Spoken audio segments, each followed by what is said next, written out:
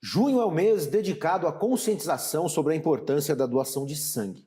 A campanha Junho Vermelho tem como objetivo reforçar o quanto esse ato de solidariedade salva vidas e incentivar também novos doadores, principalmente nessa época do ano, em que os estoques dos hemocentros costumam ficar mais baixos. Para falar sobre esse assunto, a gente recebe aqui no estúdio a Andréa Marta da Silva, responsável pela captação de doadores do Hemocentro de Taubaté.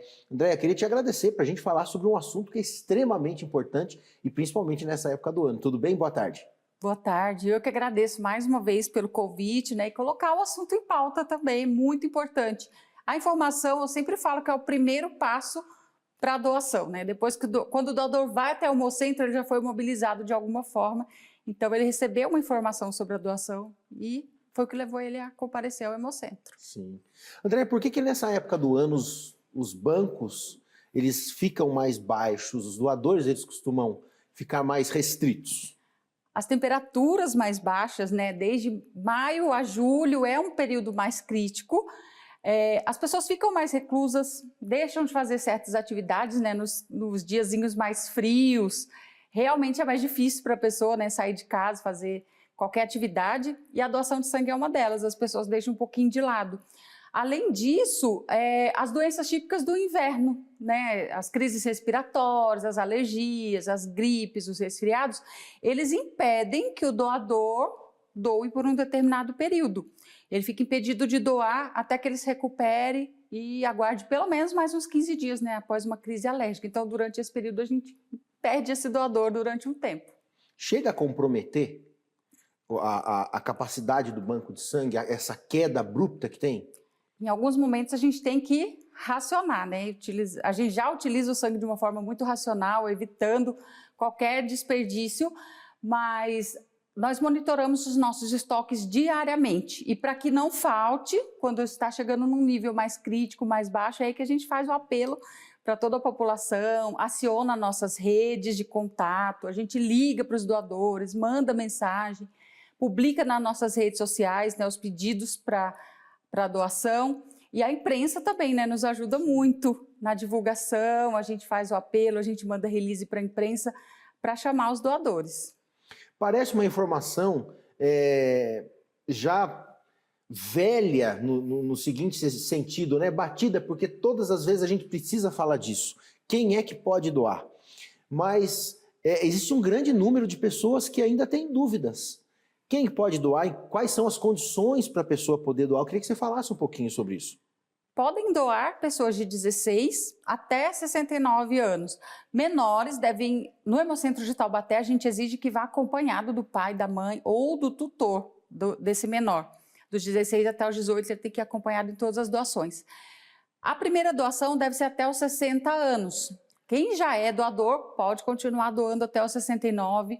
E os critérios básicos, né? Estar bem de saúde, verificar como você está se sentindo, né? Sem crises respiratórias, né? Que nesse momento muita gente está passando por isso agora no inverno.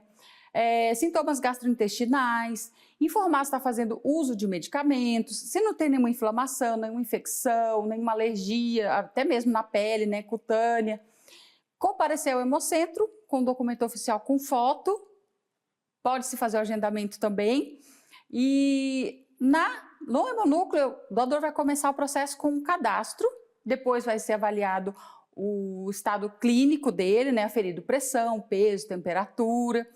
Estando tudo ok nesses critérios, ele vai passar por uma entrevista, onde outros critérios vão ser mais aprofundados. E é importante o doador saber, né, se ele faz uso de algum medicamento, informar sobre o uso desse medicamento, se fez cirurgias, procedimentos recentes, né, a endoscopia, colonoscopia. Hoje em dia muita gente se precaver, né, faz esses exames periodicamente.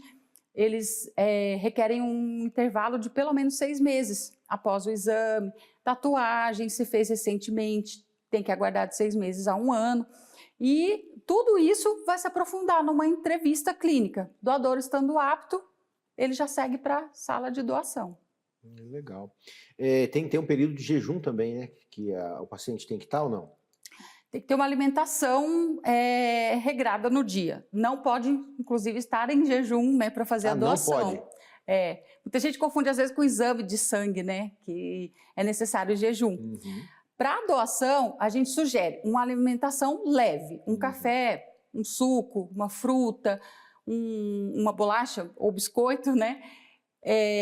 Evitando gorduras, frituras, carnes. No caso de um almoço, tem que ser dado um intervalinho de pelo menos 3 horas, ou uma refeição mais gordurosa, né? Eu sempre comparo também um salgado. Se você comer uma fritura, um salgado frito, é o mesmo intervalo do almoço. Se você comer uma carne, um recheio, é o mesmo intervalo do almoço, mas não comparecer em jejum. Ingerir bastante líquido também antes da doação, dormir bem na noite anterior, já é um preparo para passar por esse processo tranquilamente. André, uma pergunta um tanto curiosa, não sei se vocês têm como medir isso, mas ainda existe um certo preconceito nas pessoas que doar sangue dói?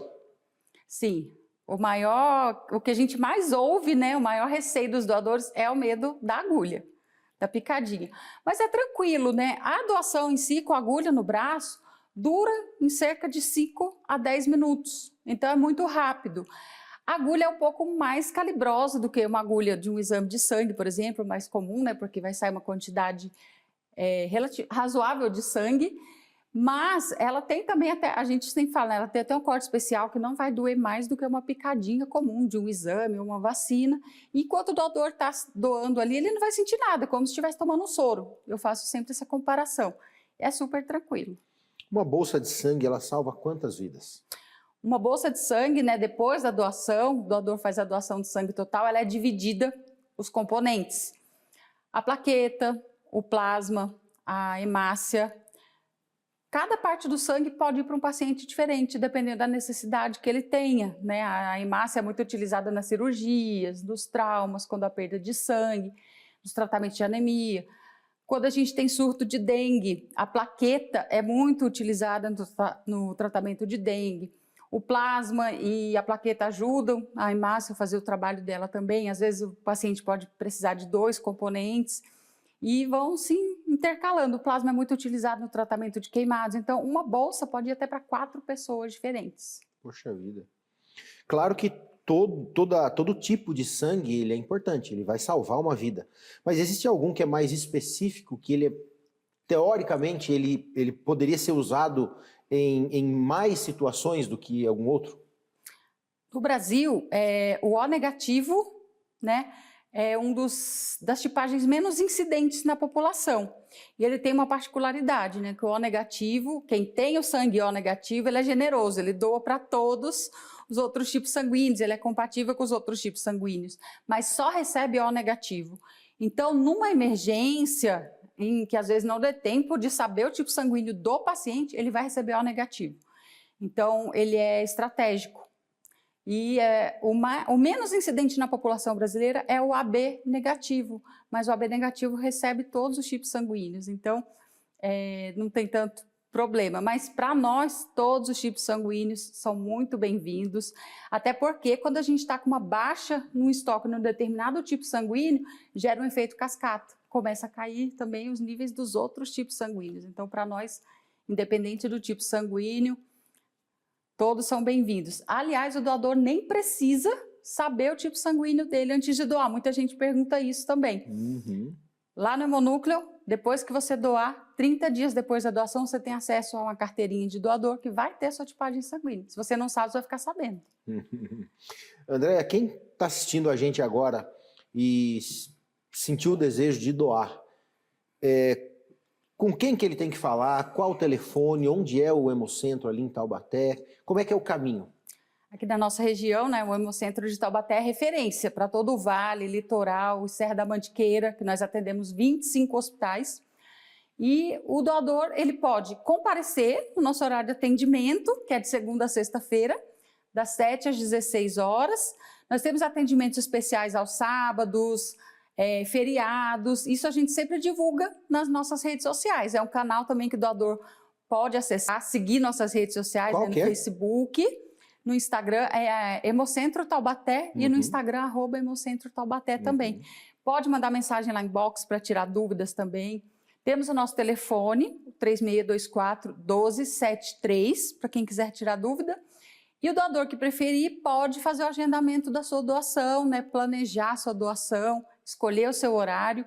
O doador agendado, ele tem prioridade sobre quem não agendou. Então, ele já vai com horário marcado. Às vezes, a gente tem um fluxo maior de doadores e ele vai ter prioridade na fila do atendimento. Ou seja, existem duas formas de você doar, então. Você pode até espontaneamente ir lá agora e, de repente, se você estiver dentro, claro, do pacote de condições ali, você já pode fazer a sua doação ou fazer o agendamento. Sim, fazendo o agendamento pelo nosso site, né? O do Hemocentro de Ribeirão Preto.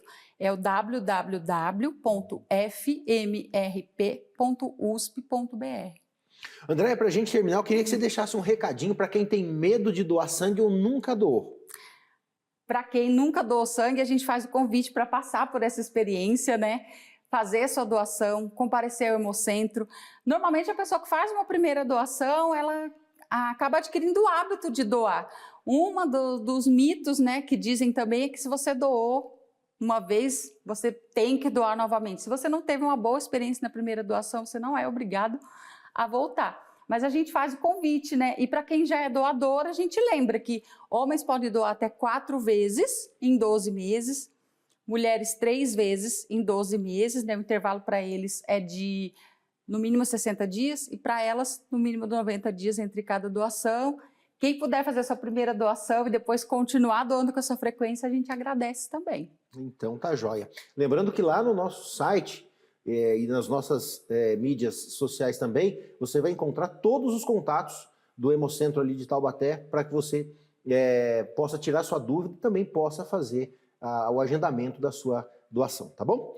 André, obrigado. A gente está aqui sempre à disposição, sempre que tiver informações ali de campanhas ou quiser usar o espaço aqui para divulgar, a gente está à disposição, viu? Nós também ficamos à disposição e agradeço mais uma vez o convite. Então tá joia.